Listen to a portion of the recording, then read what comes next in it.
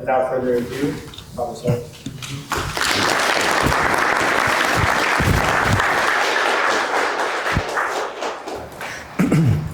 I like Alexandros' confidence in telling you what this is going to be about, because as I stand before you, I have no idea what this is going to be about. When he approached and asked me if I wanted to do this, I told him yes, of course, but I gave him complete freedom to decide on the topic, to decide on the title, to decide on every single aspect of this thing, because I knew I couldn't tell him months ago what I would have to share with you. And I just want to say maybe two things very introductory at the beginning, which is one of them, when I started traveling the world, I did it not because I feel any calling or vocation to do so. I did it as an obedience to the needs of my monastery, now our monasteries, because there are two of them in the Isles, one for mothers, one for fathers, on two different islands. So I approached my spiritual father and I asked him, I am convinced I'm going to fail all these people because I don't know enough to tell, so frequently, so many people on any topic really whatsoever. And my spiritual father then gave me the guidance, which I've kept for the last 15 years of my life, which is one, never prepare, and two, always pray to love the people in front of you. Because you will never know who those people in front of you are. Even if you meet some of them beforehand, even if you intellectually think you understand them and their needs and their questions, the reality is that in the depth of their being, you have no idea who these people are. But Christ, on the other hand, has absolute knowledge about every single one of you to a degree that not even you yourselves know or understand yourselves. And the way to deal with all of this in a way that's not a failure is to try my best to master some sort of love for you so that whatever Christ knows that you need, he will give me now in this moment of absolute vulnerability when I could be here mute and dumb without anything to say. That's something that I need to share with you at the very beginning, because pretty much the success, whatever that means, of this interaction depends on your willingness to also make yourselves vulnerable and support me in this interaction. And that brings me to the second thing I want to share with you. The first half, which is not going to be a lecture. I know what lectures look like. I've spent most of my life at universities, and I've never gained anything life-giving from them. I've gained a lot of useful information, a lot of food for the brain, but nothing life-giving. So this is not going to be a lecture. This will be probably 10 minutes, maybe 15 minutes of me doing a sort of a strange dance in front of you, just filling the space with whatever Christ will give me, so that you get a sense of who I am as a person. And the aim of that is that, God willing, once you have this sense of who I am as a human being, you will then entrust me with your questions. I need to make myself vulnerable before you in the hope and with the prayer that will generate the same willingness in you. And if that happens, if that really happens, then this meeting has the potential to outlive us. It has the potential to actually change my life and your life. If that happens, then everything is worth it, and my torture right now is well worth it. I have offered some money to some people to come here and talk instead of me, and they refused. just to be absolutely honest about it all. I don't quite know what time it is now, but I know it's past 6 p.m. And for context, 6 p.m. here is way past midnight in Scotland on my tiny island on Iona. So what you see now is a version of myself in a semi-vigil sort of version. This is not my intellectual mind speaking, it's more my, watchful, hopefully prayerful mind speaking to you. If I were to contemplate my own mortality, which as a monk I'm quite proficient at doing, and in some ways it is the very reason why I am a monastic, if I were to contemplate my own death publicly, but ignoring your presence and imagining I am in my own room, I would immediately start from the opposite of death. I would start from life.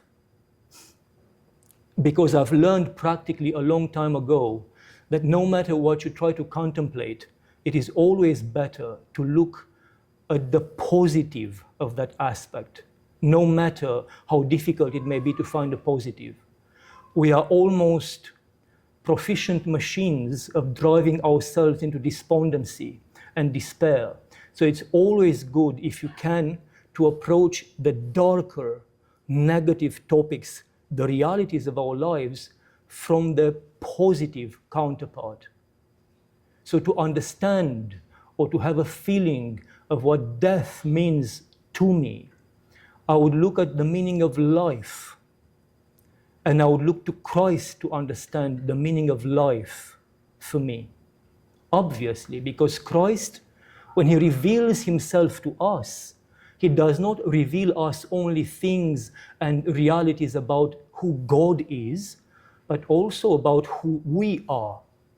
Because Christ is, as we all know, perfect God, perfect man. And that would be enough of a sentence, really, for me to have an understanding of life. If God himself became incarnate, if Christ is one with the Holy Trinity, one with divinity on one hand, and also one with every one of us, with humanity at large, then that means that whatever is proper to Christ as God becomes also proper to us as humans, because it is also proper to Christ as man. The life of Christ, whatever the content of that may be, however deep, however otherworldly the content, the reality of the life of Christ may be, is a common reality, both for Christ God and for Christ the man. So what I would get from that as a Christian, not just as a monastic, is that the life of God becomes my life as a potential. That whatever the life of Christ the God is also by grace now the proper life of my nature, of the human nature. And if that is the case, as it is the case, and this is the witness of our church for 2,000 years, if this is the case, that the life of God is our life, then of what death are we really talking about? We have seen very clearly and very practically what happens when this created human death enters the life of Christ, which I now know is mine as well. We know that when death entered Christ, when death entered life, death was trampled down by Christ through his death. So we know from his experience, which is one of the absolute axioms, one of the fundamentals of our Christian faith, no matter if you are Orthodox or Catholic or Protestants or some sort of flower power, I don't know, bunny worshipping Christian. We all believe that Christ, or I pray to God that we all believe, that Christ died and that death could not conquer him, that he resurrected and that he conquered death. So what do I learn in this brief contemplation about death? I learned that my life potentially is the life of Christ, and I know out of the revelation of the gospel that before this life, death simply has no meaning, no content, no power.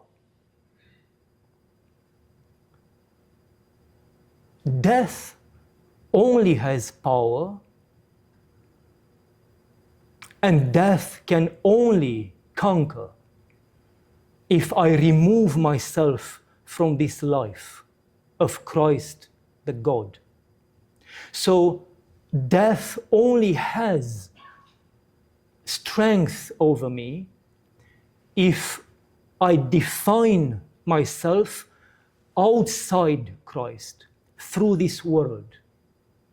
If I define who I am through the world, then the life I have is no longer the capital L life of Christ, but the small l life of this world.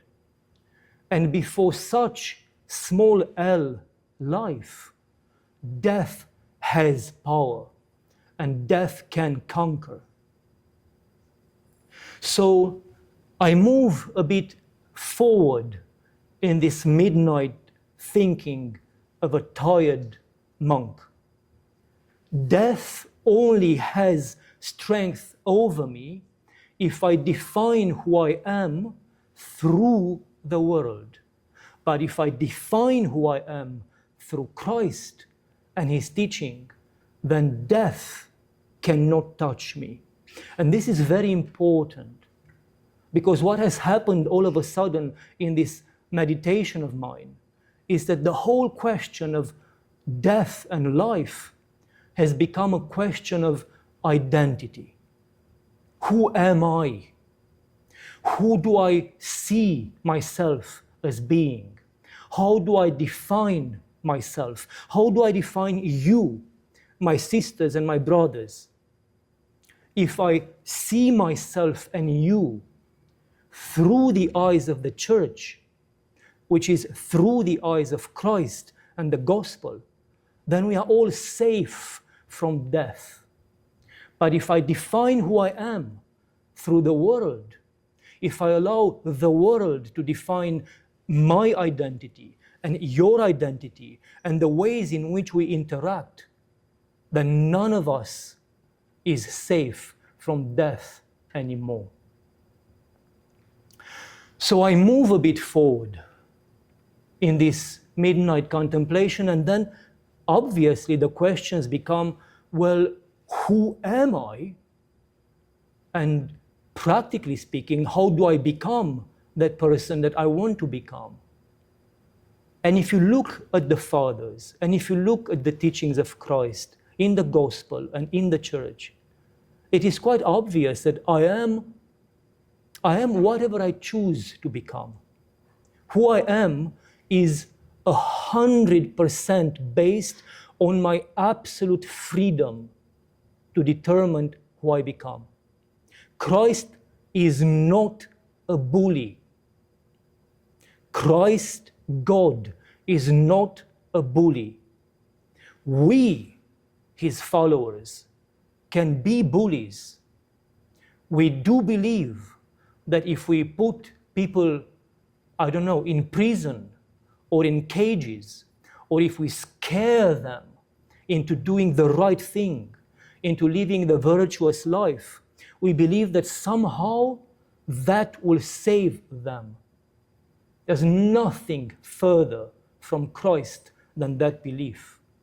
Christ is humble until the very end.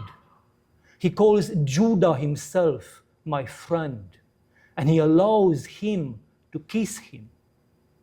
Because Christ is not a bully. He allows us the absolute freedom to determine who we are. Without that freedom, we could stand before him at judgment and say, well, I fell because you made me fall. And I could never say, I have this crown of virtue because I chose to do the things that led to me wearing it. You've done everything for me to be virtuous, and you've done everything for me to be a sinner. It would no longer be about us and our self-determination. The minute you take away freedom from yourself or anyone else, despite the absolute best intentions, the minute you take away that basic, absolute freedom that Christ himself respects into eternity, you have compromised your chances and the chances of your brother or your sister to become the greatest saint in heavens or the most horrible sinner in hell.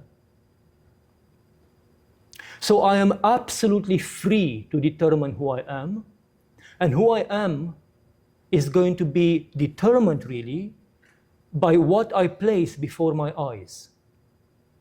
If I choose to place before my eyes the world, then I am going to end up reflecting the world, and I will eventually become the world. The imprint of the world will be so deep in me that I am going to become like the world, and what's even worse, I'm going to reflect back that image onto my brothers and my sisters. But similarly, if I choose to surround myself with Christ and his light, I am going to be imprinted and transfigured by that light, and I am going to become his light. And what is even more beautiful, I'm going to reflect back into the world his light, and then thousands around me will be saved. Which is what the Spirit of God told Saint Seraphim of Sakharov, my protector, when he was asking God, how do I save people? How do I save myself? And all these questions. And God told him, you become the temple of the Holy Spirit. You save yourself, and then thousands will be saved around you.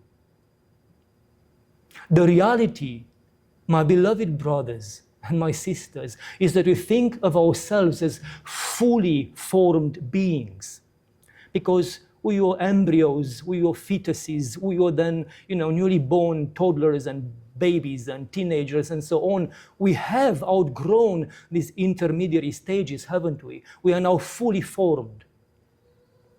The deeper reality of our spiritual selves is that even if we were to live in our hundreds, like, the people of the Old Testament, we are all still nothing but embryos in the making. We are beings created to worship. And whether we like it or not, we are worshippers. We may choose to worship Christ, or we may choose to worship the world. We may even choose to worship ourselves. And we may choose to worship nothing. But when you worship nothing, you end up worshiping the world around you and the values of the culture and the society around you. Whether we like it or not, we are beings made to worship. And whomever we worship, whatever we reflect, we end up becoming. Like mirrors.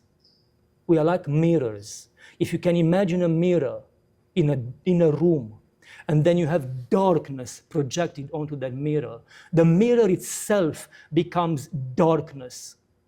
And as I was saying a bit earlier, it will then project darkness further onto those in front of it. But if that mirror chooses, as we can choose, to reflect light, then that mirror becomes blinding with the light of that source of light. And what is even more beautiful, it ends up reflecting onto the world that light and engulfing those around it with that light. It happens automatically in a sense. So I become whatever I want to become. I have before me this entire spectrum of the highest saint in heaven or the lowest sinner in hell. Everything is available to me. And this question of choice is not something secondary.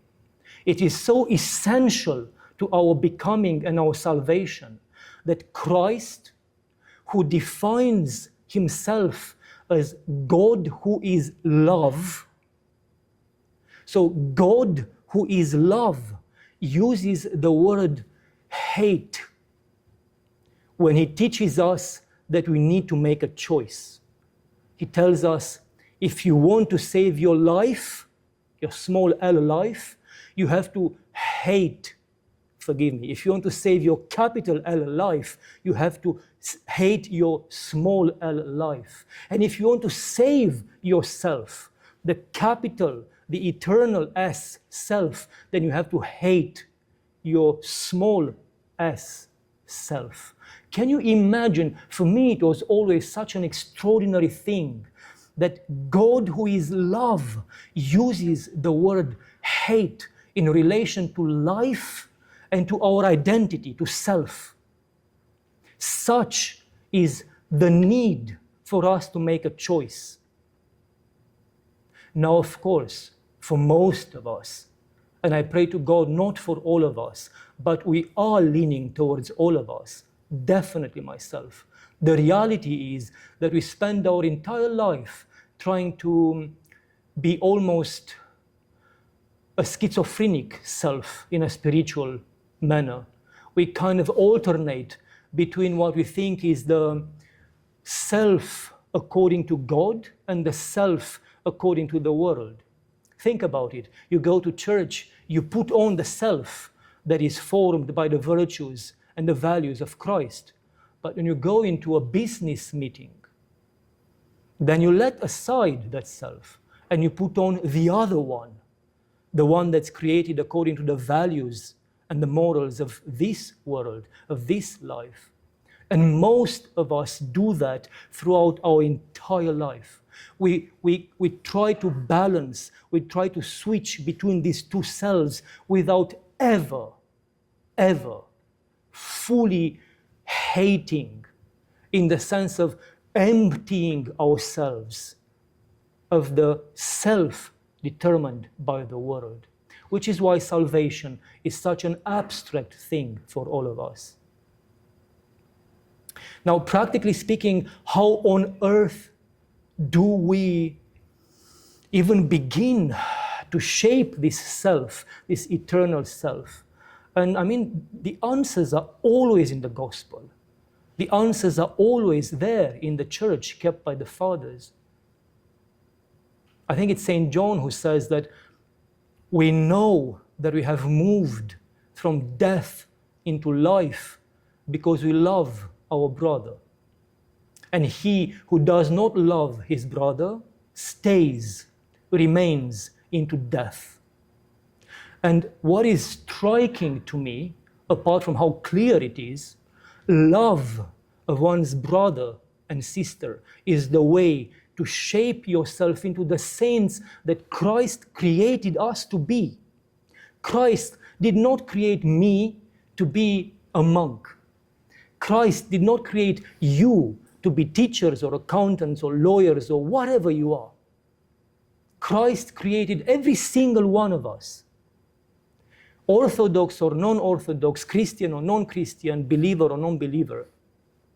His intention for creating every single one of us is that in eternity we should be with him. We should be his saints, sharing his life, his divine life in eternity. So this statement is very clear. You get there by love. What sort of love? Well, that love that put Christ himself on the cross. We very frequently forget whom we follow. You know, that's why we end up creating these Christs in our head that actually do nothing but fit and serve our own sinfulness. They are nothing but the creation of our own fallen nature, our own sinful needs. We create these Christs because we are worshipful human beings and we need to worship something. But Christ, the real one, the one whom we say that we follow, dies on a cross and allows the world to crucify him. He is the biggest loser this world has ever known. He claims to be the Son of God, the Son of Man, and he dies crucified on a cross, which was the most shameful type of death you could possibly be condemned to. He dies naked on a cross outside the holy city, being mocked by those who crucify him, and being mourned by those who believed in him, being abandoned and betrayed by everyone except his mother and a few other women. You see Christ on a cross dying out of love and for the salvation of the very people who put him on the cross. He does not die for others. He dies for those who have put him on that cross. This is the sort of love he talks to us about. Not some sort of lovey-dovey, part-time love that means I'm going to give 10% of my income and that makes me good with God. I'm going to get my salvation. I wrote a check, therefore I'm in heaven. Or I'm going to make 10 sandwiches once a week and that gets me on the good side of Christ, you know, good deal. And then I go ahead with my life as before. This sort of love challenges you. And this sort of love crucifies you because there's nothing in your culture, my brothers or my sisters, there's nothing in my culture, in none of the societies and types of culture that has ever existed, there is nothing to support something as crazy as to allow others to kill you in order for your death to save those who are killing you. And yet this is what Christ tells us we need to do. This is what the church calls self-emptying. Why? Because you empty yourself of this self. You allow this self generated by your culture and your society to be emptied out, vomited out, killed on that cross of love, so that the other love, the other life, the other self can take seed in you, so that we can say with the saints, I don't live anymore. It is Christ who lives in me. Do you even realize how countercultural, how against culture, how against the world, the values of pure, ancient Christianity are? Do you realize how scandalous the thought of not protecting yourself, no matter what, how scandalous that thought is even nowadays? And even further, do you realize that we are not only called to allow them to kill us, but we know that this will happen. We know that this is not only not an accident, but actually our vocation. Saint Sophrony, a beautiful saint of last century, of the 20th century, who lived a few decades ago from us. Saint Sophrony used to say that as Christians, we should not know how to live in this world. We should only know how to die, because it is our vocation as Christians to die. And don't take that in the cheap, kind of literal only meaning of the word. We die in the sense that I've spoken to you about. We learn, we have a vocation to die to this life so that the other life can flourish in us. I'm reminded of so many things at the same time. Our saints, and please don't run away, those of you who are not Orthodox, we do believe in saints. And that's because we believe that there is an eternal life.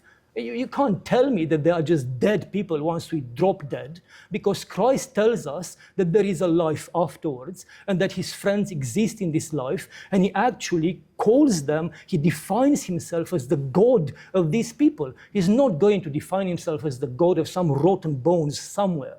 These are living beings, partakers of God's life, not this life, but they are living beings. And our saints give witness that even when they experience the kingdom, they are sometimes, as the apostle says, either in body or out of body. They have no idea.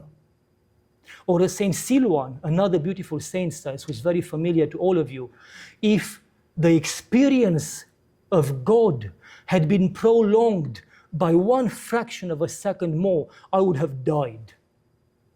Or my own Saint Seraphim, when he experiences the kingdom and he sees Christ in church while he was serving as a deacon, he becomes paralyzed. He couldn't move anymore. He just stood there until the others carried him motionless into the altar. There's such tremendous ontological difference between the life that is of God, but also proper to us in eternity, this life that we have all been created to partake of, and this sinful, temporary, meaningless, small L life. There's such difference that when the saints experience their true selves, they feel that they could die. They feel that life itself could kill them. They cannot take being who they were created to be. Their own selves in Christ is just too much for them to deal with while still in this body, or maybe not in this body. Not even the apostles knew, let alone us. Love of one's brother and one's sister, if it is done in the Christian way, is going to slowly, surely kill the small L life in you. All your life experiences, all your human instincts, all the values that your culture and your society, your professors, your parents, yourselves have taught yourselves, have given to you, all of these will have to be hated in the sense of being taken out of yourself. You have to become empty of all of these, so that slowly this self-sacrificial love for your own enemies, the ones who crucify you, can then refill you with the reality of capital L, eternal life.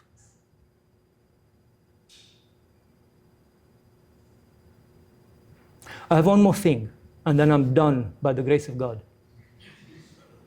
But it makes sense to end with this, because after we've said everything we've said, then is there any death actually to be fearful of? And of course, the answer is yes. The only possible death is that we go through this small L life without ever opening ourselves to the potential to partake of the divine life that is proper to us as a gift. The only real death is to go through this life, and because of fear or because of the need to fake things, to pretend that you are things you are not, you fail to even experience who you truly are. What other death can there be? And what other experience can there be more painful, eternally painful, than to stand before Christ, before his judgment seat, and to understand with all your being who you could have been, who God created you to be, and what life God wanted so desperately to give to you that he became man and he allowed us to crucify him, and that he resurrected in order to make us partakers of this life. What greater pain than to finally see all that plenitude of joy and life, and to understand that we have given all of that up for anything of this world, no matter how tremendously beautiful they may seem now. Because no matter how successful you are in this world, my brothers and my sisters, no matter how healthy you are today, how ridiculously young you may be today, and some of you are, trust me, in 100 years, we are all going to be empty bones. Empty bones. And it is only the love of God that can help us survive this small d, death. And I lied to you. I want to say one more thing. Please don't understand anything I told you now as an encouragement for you to just become Orthodox Christians by the book, or even to become Orthodox Christians. Don't become anything until you feel that that is real for you. Try to live in a real way. Don't pretend before others because they expect you to pretend. And don't pretend before your own conscience that you are something you are not. Don't build up an idol because you don't want people to be upset or frightened, or because you don't want to disappoint them, or because you are afraid to be whoever you think you are in that moment. Whoever you are in that moment, be that self. Even if it is a sinful self, go through that hell. Experience that hell. If you do not have faith, if you cannot say, I have faith with all honesty before Christ, then own it. Tell Christ, I do not have faith. And then wait. Challenge him, because he wants nothing more in heaven or on earth than to gain you and to save you. If you become something fake, even if that something fake is the image of the perfect saint, Christ cannot save you.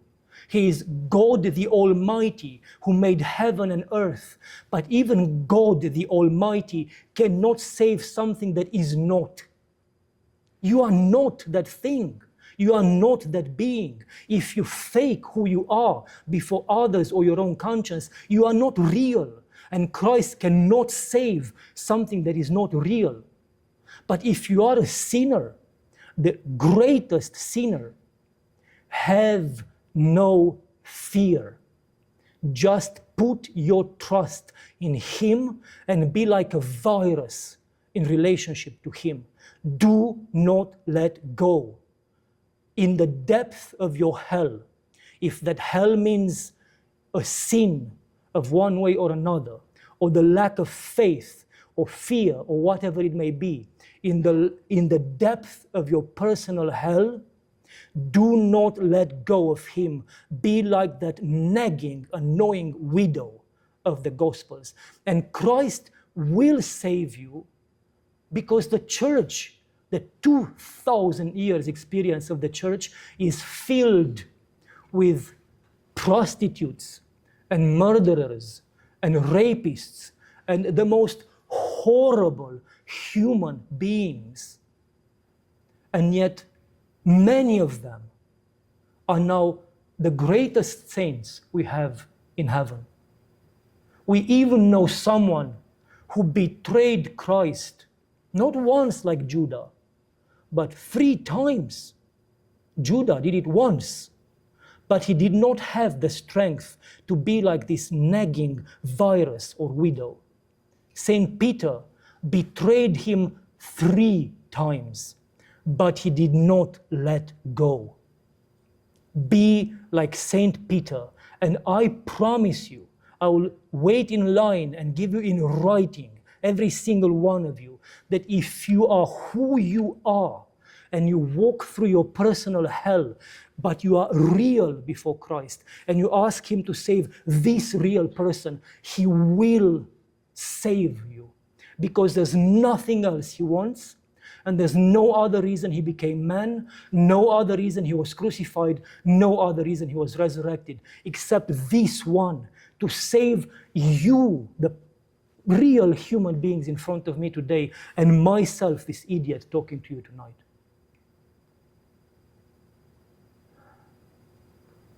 I think that's all I had to say to you. I know there's multiple different kinds of self-hatred because the English language is pretty reified, and so you can miss out on a lot of double meanings, and it's kind of hard to form a poetic question that way. But what is an introspective way you could do to recognize this type of self-hatred that you have is actually faith-denying, and that you're denying being yourself in front of Christ and in front of the people that you're supposed to be yourself in front of? It's something I've struggled with, and I think I've felt a similar sentiment to where it's like I've essentially faked myself and have not trusted in God to just guide my life in that way. So if there's a way I can look at myself in that moment to understand you are being fake right now because of this sort of self-hatred, that would be awesome. Thank you, Billy. I will rephrase the bits and pieces that I heard, and I want you to just nod if I got the gist of it. Yes? Yes. Thank you. You are asking, how do we discern between the different types of self-hatred, the one that can serve us for our salvation, and basically, implicitly, stay away from the ones that are detrimental to our life and our salvation? Thank you. It's just that the distance is very big. Thank you. Well,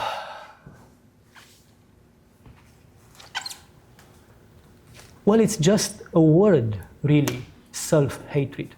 It has almost nothing to do with hatred. When I have the slightest experience of that hatred, I am at my happiest. I am free.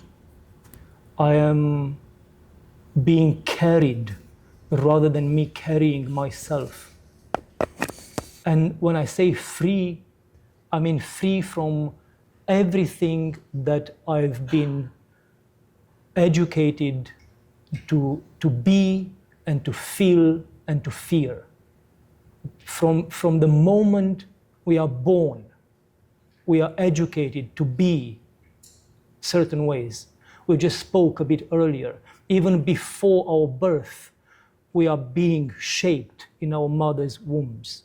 And then when we are born, from the very simple reality of whether or not our mothers have carried us or nursed us, or whether our fathers have loved us or been present in our lives, whether they have manifested that love one way or another, all these minute things are shaping us one way or another. You may think that you are a free thinker. You may think that you self-determine who you are. But the reality is that all of us are built and determined in this life by the culture and the values of our society.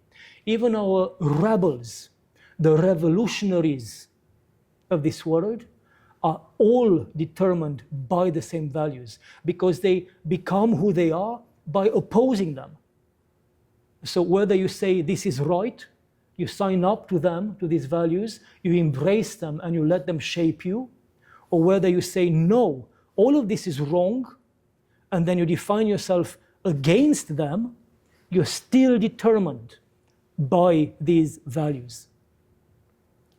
So when you experience the sort of self-hatred that Christ talks about, it basically feels like you are suspended in his palm, in his love and in his will, and nothing touches you. And the most beautiful thing happens.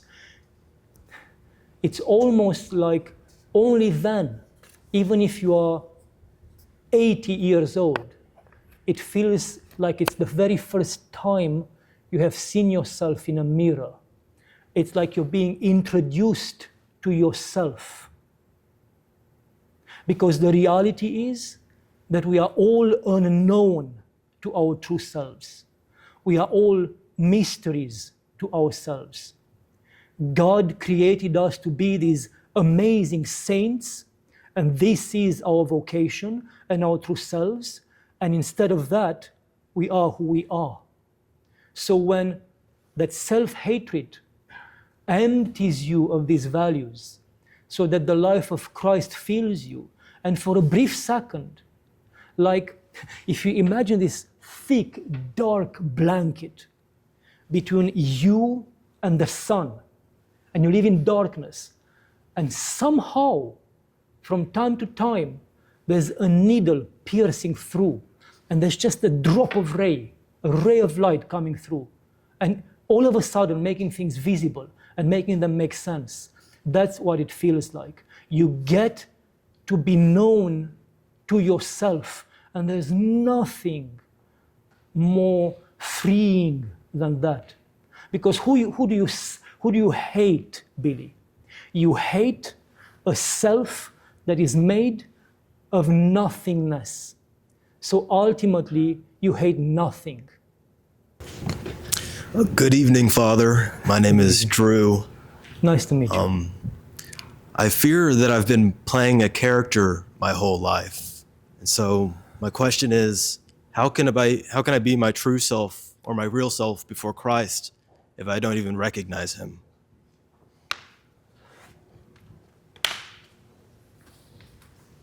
But Drew, I am grateful to Christ that you can say that, because that is obviously the first step. You cannot even begin to try to be who you are without at least acknowledging, wait a minute, I'm actually faking this.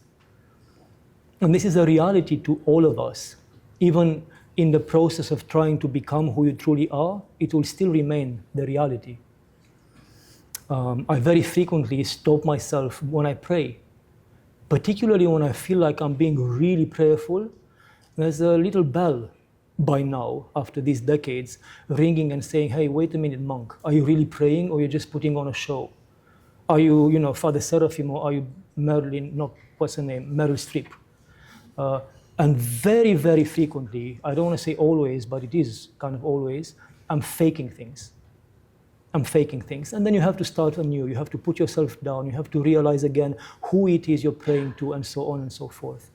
As a monk, people have frequently asked me what is the most formative thing that has happened to me in my life.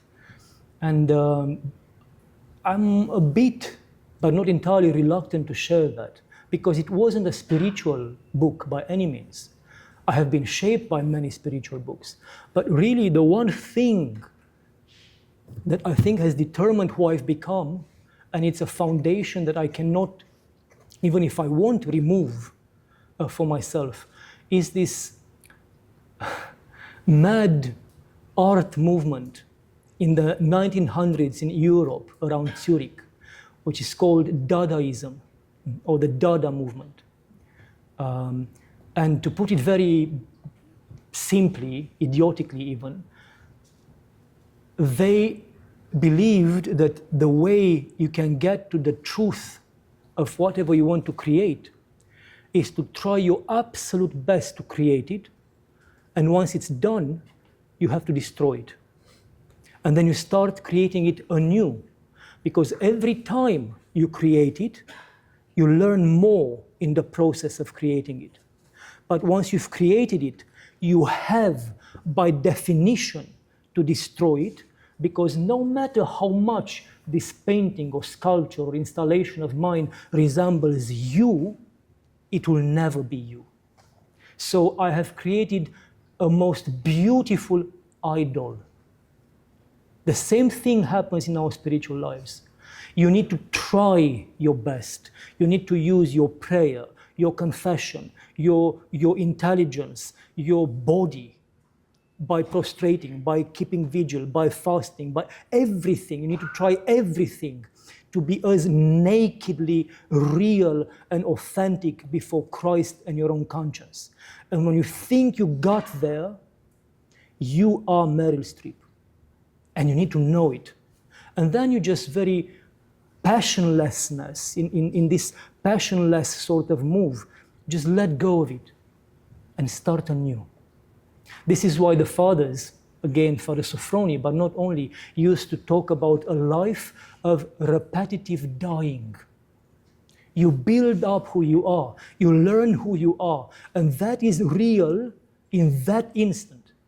The minute something has happened to you, anything major, like the loss of someone whom you love, or some great joy in your life, anything meaningful, you no longer are that person. So you need to restart again. Because otherwise, you become your own idol. This is not theoretical, by the way. It sounds theoretical because the question was put that way, and because I'm an idiot, I answer this way.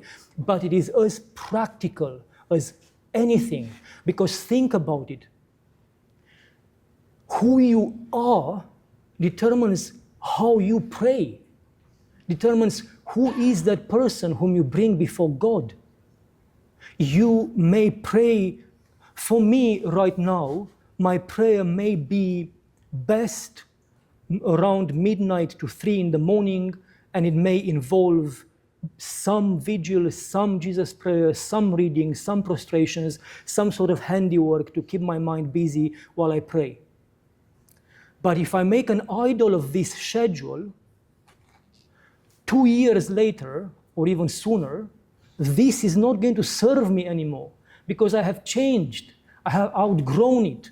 So I have to have the flexibility to take down this idol and start anew and ask myself anew, well, now, what is prayer for me? What works for me? Because I have changed. Spiritual life is not something you settle once and for all. It travels with you and it changes every step of your way because you change every step of the way. Everything in this world is, transient and just temporary and changing. Only God is unchanging and always the same. So my answer would be, be a Dadaist in a spiritual sort of way. And they did have a spiritual foundation. One of the founding fathers of this artistic movement, called Hugo Ball, writes in one of his diaries called Flight Out of Time.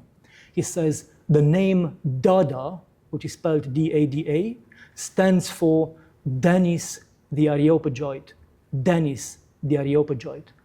And for those of you who do not know, Saint Denis the Areopagite is the one who created what the church calls apophatic theology, the theology of negation. You get to God and to knowledge about God by affirming something and then taking it down. He was simply applying in arts what had been known to the church for 2,000 years. You can say God is one, but God is not one. Of course, God is one. We know that from the Revelation. But his oneness is not the oneness of this one bottle, because the oneness of this bottle implies a limit to it and the possibility of a multiplicity of bottles. That's not the oneness of God. And so on and so forth. You make these statements about God, you realize you've built an idol, and then you deny them. The same thing you can apply to yourself and everything in your spiritual life. And now I'll be quiet about that. Sorry, this really gives me life, so I could go on and on about it. Father, you, I think, are associated with like a YouTube channel online. And so I was curious if you have any insights on like how to develop a good, healthy relationship with technology, because that's the world we live in now. What is your name? Trevor. Trevor. That's very important. Just tell me your name. Well, Trevor, I think I'm the very last person to tell you that, because I absolutely hate everything I do online. It's very, I mean, people who know me personally know that. I dread it. I don't think it is proper for a monastic to be doing it. And I look forward to the day when I can stop doing it. That being said, I've learned by now that most of the things that I do not want to do, Christ wants me to do. And usually the things I do want to do, for some reason, Christ says, no, no. For us, it is a matter of practicalities. So that would be probably the one advice I would give you. Try to find a very good reason why you would be doing whatever you want to be doing. And for me, that reason is very practical. We need the money. Our monasteries, I don't think people realize how far north we are. If you draw a line, we're actually on the same line with Kodiak. So we are that far north. And the closest parishes to us are about 5-6 hours driving and ferry distance away from us. And most of them are parishes of immigrants who are in the UK in order to raise some money to send back home for the survival of their families. So we really have absolutely zero support around us. Everything that keeps us alive comes from the support of the people who find out about our monasteries online. So for me, it's not a question of, oh, what deep thought I have to share with these people, or I don't know, what great vision we have about our online work. The question is, we have utility bills. We have a roof that needs to be replaced. We have a new building that needs to be purchased because our communities are growing. We don't have a church on Iona. We have to build a church on Iona. Our brothers and sisters need visas in order to be in the UK, and you know, citizenship applications and all these things. These are very practical, humble reasons that will keep you grounded in your work. Because if you don't have something to ground you, and grind you in some way, then there's a very real risk that this thing will get to your head and you'll end up thinking that you are someone and that you are doing something. And before you know it, it's not you speaking anymore. It's the spirit of pride speaking through you. And nothing good comes from the best words if they are not spoken from a spirit of humility. Every time we start recording, I dread it, and I remind myself of the very humble, practical reason why I do it. And I'll give you one more thing, because it just came up to me as I was talking to you. I also am completely oblivious, an absolute 100% idiot at what happens online. I have never listened to a podcast or any other Orthodox voice online, ever. And I don't do that by accident. I do that on purpose. Because if I were to listen to someone else, I would end up responding to that person. I would end up, even if I agree or I disagree, I would end up being caught in a conversation that's not my own. I trust and I pray, that's why I trust, that Christ somehow knows what the people behind the camera need from me. And I try to maintain a conversation between this trio, my heart, the heart of these people, and Christ. If you allow yourself to become part of the community of podcasters, video makers, and so on, then Christ and the needs of the people in front of you are completely lost. And it all becomes about arguing pro or against all sorts of ideas, all sorts of things that are not our calling. So these things, I would say, these two things, keep it practical and simple. Humble yourself purposely as frequently as you can so it doesn't get to your head and you don't end up speaking from a place of pride. And then try to feed and nourish this relationship with whoever you're talking to and Christ. Hello. My question is, it looks like there is a lot of converts who are young male adults. What would you say is the biggest challenge or the biggest temptation for them? What is your name? David. David. Correct. Very nice to meet you, David.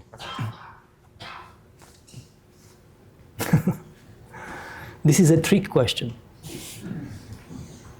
And if I were wiser, I would not answer it. But just to prove you, how much of an idiot I am, I'll try to. I pray to God and I have confidence because other priests have told me to hold on to my hope. I pray to God that this is happening because there is a real movement of the Holy Spirit in the hearts of these young men. I pray to God that that is the reality. That being said, I have been forced, because of the needs of our monasteries, to travel throughout the entire United States. And I have met many young people, young converts, some of them not even converts yet, on the process of converting. And I have heard things like, I was sharing this today with Father Joseph and Alexandros. This was said to my face. I want to become an Orthodox Christian because I want to be part of a church that is not ashamed to use a gun in order to protect my nation. I have also been told that I am a heretic in one of the Orthodox seminaries of this country by a student in that Orthodox seminary who is probably a priest somewhere today. I have been told I'm a heretic because he had asked me, well, if Christ had a gun in Gethsemane, wouldn't he have protected himself and his disciples? And after I got past the shock of the question, I said, obviously, no, he would never have ever. In fact, he told Peter, put back your sword. And he healed the ear of the servant that was affected by the sword. And I was told I was a heretic. I have met people who told me again to my face, I am in the Orthodox Church because I do not like women priests. Now, all these things, I understand why you would leave your particular belief because of them. That may be a good reason, but it definitely is not a good reason to become Orthodox.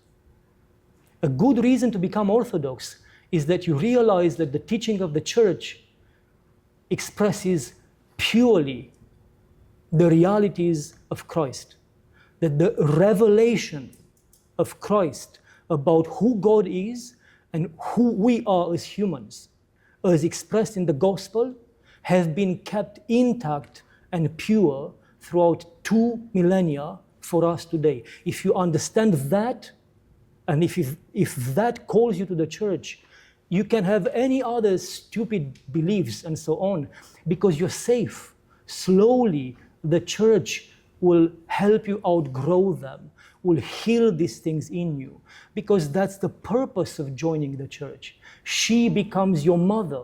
What does a mother do? She teaches you, she forms you, she reshapes you. But when this is not why you join the church, if it is because you want to protect your nation with a gun or because you don't like women priests, I have not much confidence in that type of movement. To what percentage these things happen in the nation, I'm not a specialist in statistics, so I don't know. Like in anything, David, there are good signs, but also horribly horrifying signs. And we can only pray that God takes care of everything. Thank you, Father, for coming to speak to us this evening. My name is Georgia. Georgia. And I have a question not directly related to what you spoke about. where we talked about God being love, which of course he is. And I had a young man the other day ask me a question, who is of the Orthodox faith. He was having a crisis of faith, and I was not able to fully answer his questions. And having read so many books, I thought, okay, ask me whatever you want. I'm sure I'll find the answer. And his question was, if God is love, why do we see nowadays so many atrocities against young, innocent children? And God allows it. If he's the God of love and compassion, then why does he allow it? Why doesn't he find a way to protect the innocent? And talking about mostly of minor children. And I prayed about it, and I said to him, I really don't know. The answer is I don't know. And I found a book that I had in my library from long ago entitled When God Is Not There. And there was a chapter on the Blessed Wise. So I gave it to him to read. But even myself reading it, it was too difficult for me to grasp the concept about healing and the breath of God. And it was, so I guess what I'm asking you is to help me grapple with that question so I can pass it on. Thank you, Georgia. Well, that is one of the most difficult questions, obviously. And I'm not going to claim I have an answer. I can share with you how I deal with that, because I wouldn't be human if I did not, struggle with that myself. And it has to do with what I tried to say a bit earlier, the freedom.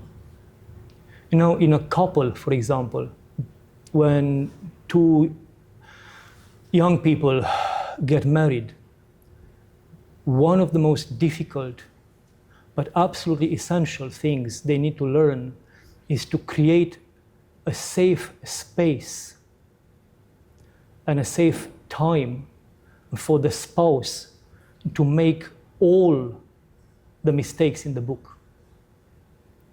You have to allow your husband to fall and to sin. And you have to create this safe space for him. And he has to do exactly the same thing for the wife, where you both learn after falling how to stand up. If you don't have that, there is no chance for that marriage. You cannot expect your spouse to be perfect from the very beginning.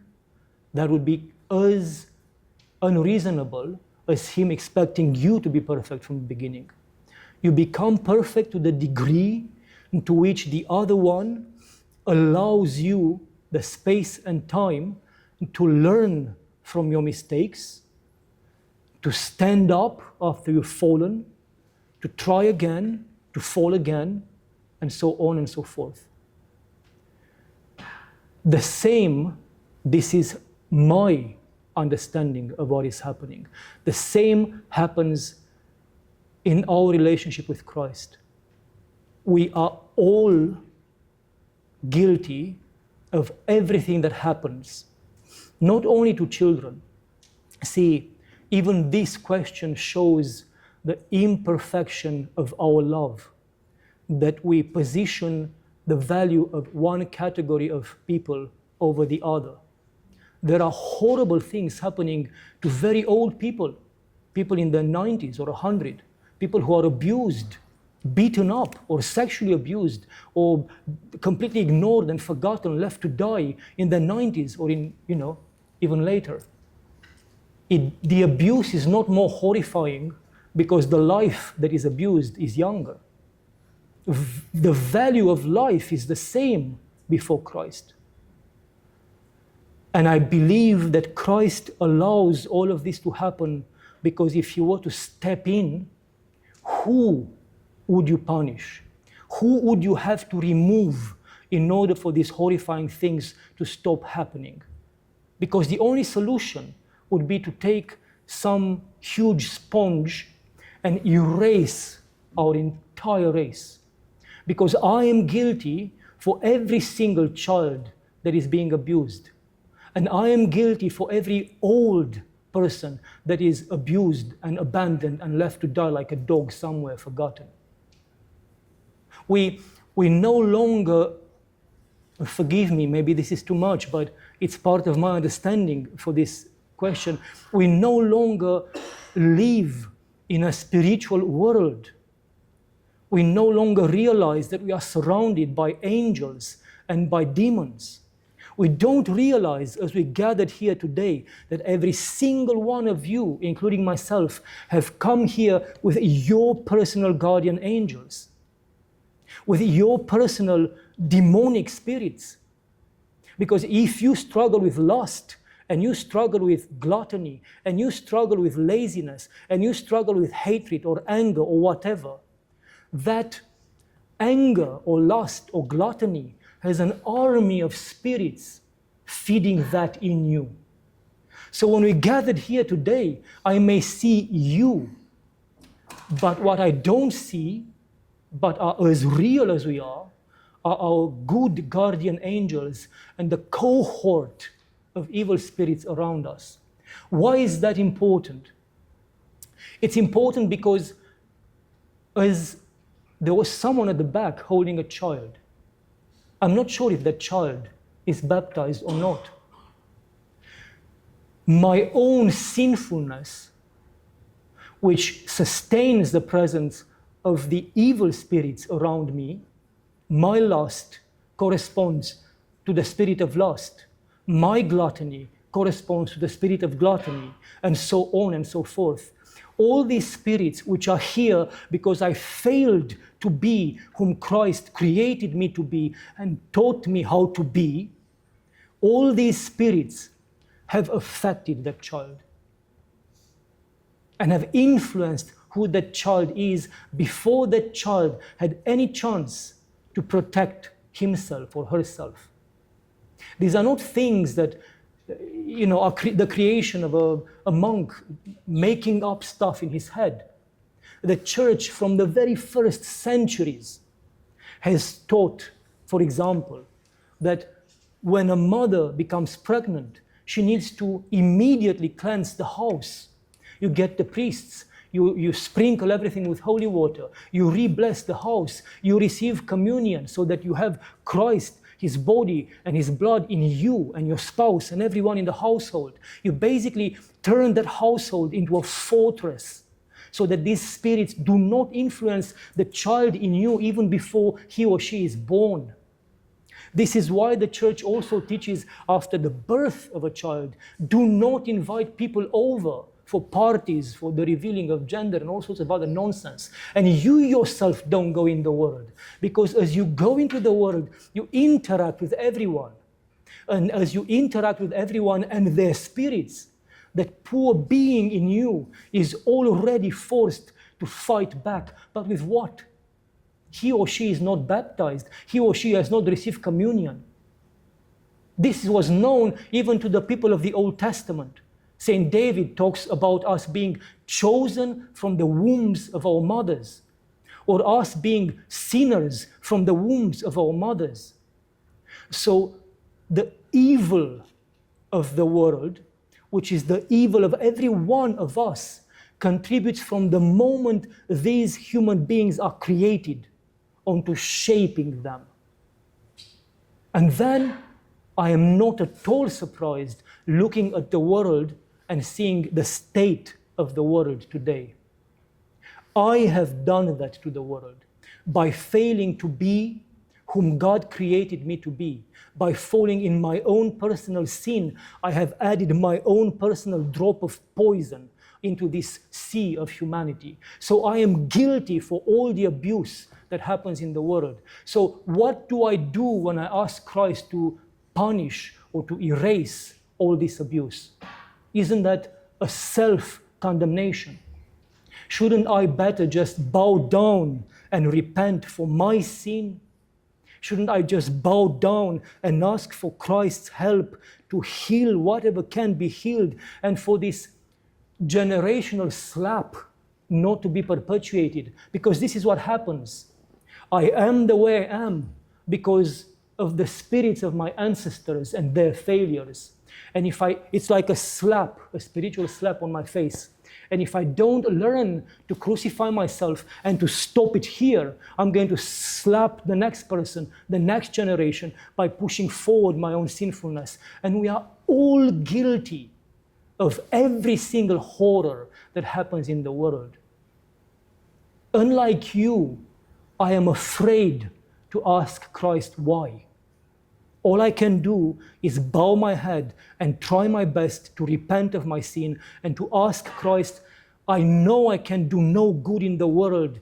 Allow me, Lord, at least to go through this life without hurting others, without contributing with my own poison to this poisonous pool that humanity has become. I know that's not uplifting, but it is the reality of our spiritual self as humanity. And in that context, there's no surprise that anything happens. And I'm so grateful Christ doesn't come in now and says enough is enough. Because if he says that, I am the first in line going to hell.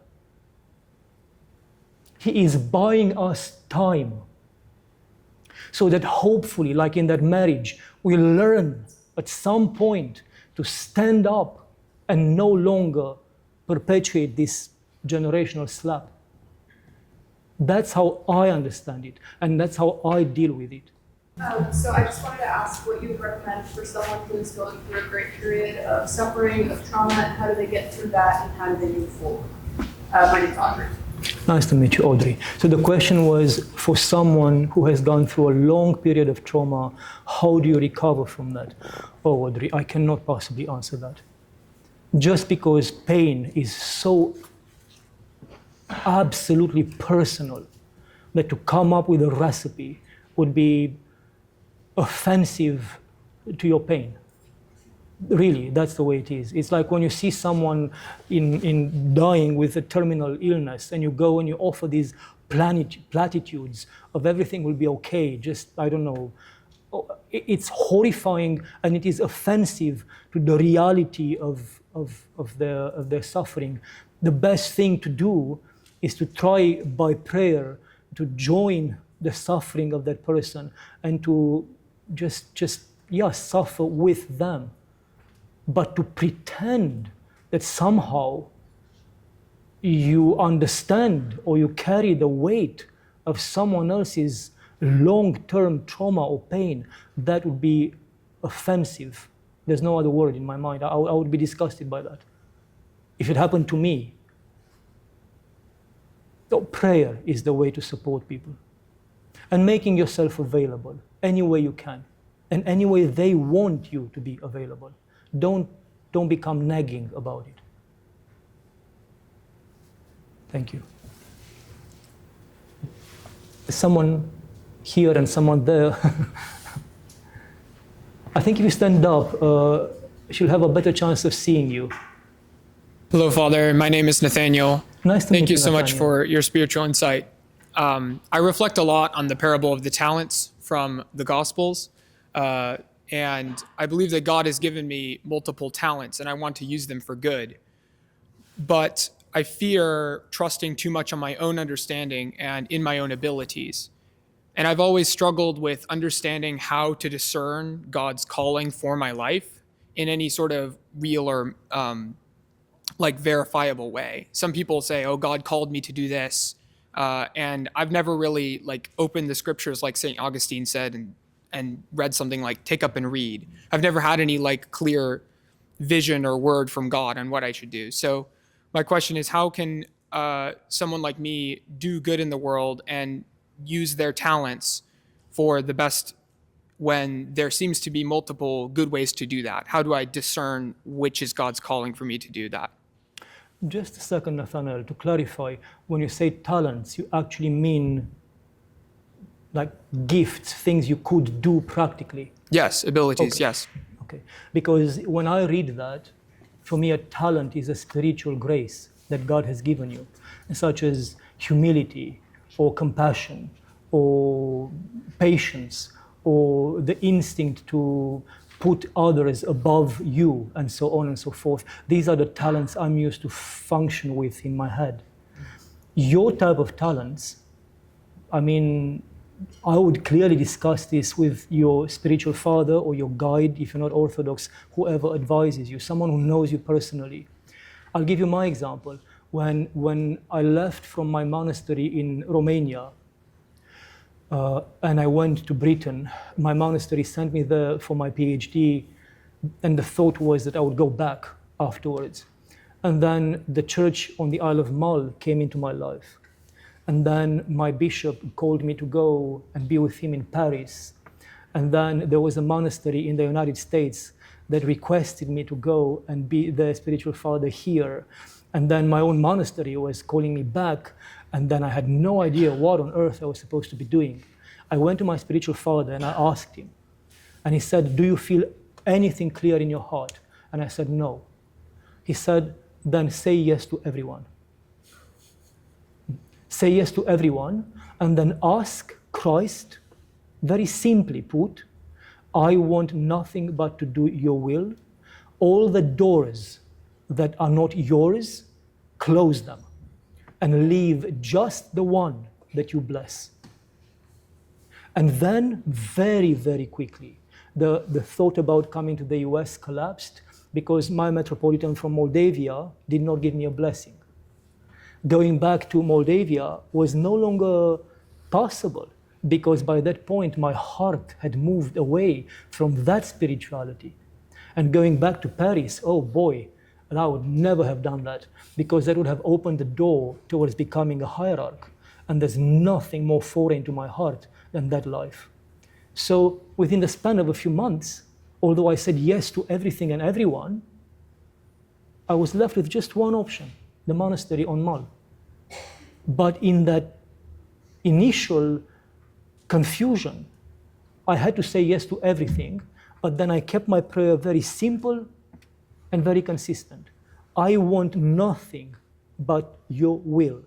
And if this is not your will, even if my heart may prefer it, please just destroy it. Be very clear in your prayer, and Christ is just there by your heart, ready to fulfill it. Apostle Paul said, I'm no longer living myself, but Christ is living in me, or lives in me anyway. So we know that, I guess the best of the persons ever in this world for whom this is fit is the Mother of God, because Christ lived in her, even physically, but also spiritually. We are called to follow her model spiritually only. So I guess we cannot speak of all these things without mentioning even the Mother of God. And for this reason, I guess she should be in the picture as well. Can you share with everyone what your name is? Ninel. Ninal. I know your name, but I want all of that. God bless, yes. Thank you, Thank Ninal. you. Yes. Of course, you're absolutely right. I mean, as an Orthodox Christian, and as probably the Catholic Christians here as well, would all agree that the Mother of God is central to our faith, and that in her we have really the perfect human. This is the perfect human. She partakes of Christ and his life even bodily. And to a degree, we do that as well when we commune with Christ's body and his blood. I suppose for me, the reason I stay away from her is the same reason that the fathers stayed away from her. Very frequently, if you read, not frequently, actually always, when you read anything like a canon to the Mother of God or a treatise on the theology of the Mother of God and so on and so forth, they all start the canon or the book with a chapter asking for forgiveness that they even dare to approach the topic of the Mother of God. I don't have that dare. It doesn't mean the Mother of God is not with me. I have one icon here and it's of hers. She's at my heart all the time. I've got another one hanging underneath my clothes and it's of the Mother of God. But at the same time, I'm aware that my words are muddy and I do not want to say something that is not worthy of her. I purposely keep away from mentioning the Mother of God, not because she's not central or I'm not aware of her, presence. but because like all the writers and the saints of the church, even myself a sinner, and even more myself a sinner, I don't want to be caught into things I do not know. I know something of what the saints are experiencing. Very, very faint and very, very imperfect. But I know nothing of the perfection of the relationship between the Mother of God and Christ. I only know by faith what the church is giving me. So forgive me, it was not meant in any way as an insult to you or the Mother of God. Quite the contrary. I try to stay away from things that are up there, and I'm an idiot down here. I don't want to risk my salvation that way.